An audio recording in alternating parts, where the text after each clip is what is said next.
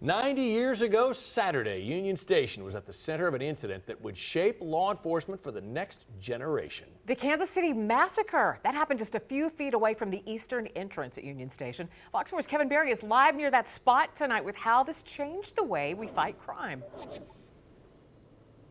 Yeah, John and Lauren, a team of federal agents, Kansas City police officers, and a police chief from Oklahoma were trying to get an escaped bank robber back to the prison up at Leavenworth, and they were taking him through Kansas City's Union Station. They would only get a few steps out that entrance.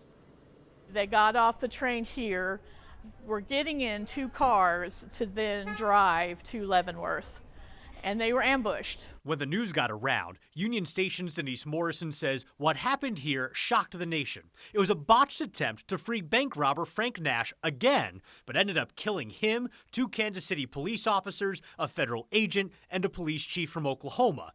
The pictures we have today show it was in broad daylight in the parking lot of one of the busiest places in Kansas City. The summer of 1933, especially June, was a pretty dangerous time in Missouri history. Sean Ross from the State Historical Society of Missouri says in the days before and after the massacre, the first highway patrolman and Boone County Sheriff were killed. The Polk County Sheriff was kidnapped, and Bonnie and Clyde were hiding out in Platte City. In the early 30s, we had gangsters and mobsters. It was that kind of time. There are very high-profile individuals committing various crimes and seemingly getting away with it because they're not apprehended right away. A big part of the problem was that local law enforcement didn't have many good ways to share information or work together. Some historical sources even suggest the federal agents moving Nash through Kansas City weren't even supposed to be carrying guns when they got ambushed. It was something that J. Edgar Hoover used to take to the federal government and say,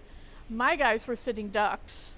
This whole can't cross interstate lines with firearms is leaving us vulnerable. The result was new legislation within a year that expanded how federal agents could fight crime across state lines. But it also created a series of myths about who the gunmen were, who sent them, and even that these marks in the stone were left by the bullets that flew by 90 years ago.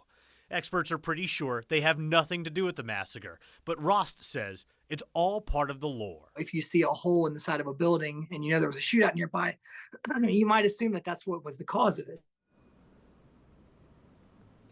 So there is a historical plaque right by that eastern entrance that lays out what happened that day right next to those pock marks in the stone if you're interested in seeing it. There's also a ton of great information, including some stuff we got directly from the FBI for this story. You can find it on our website, fox4kc.com.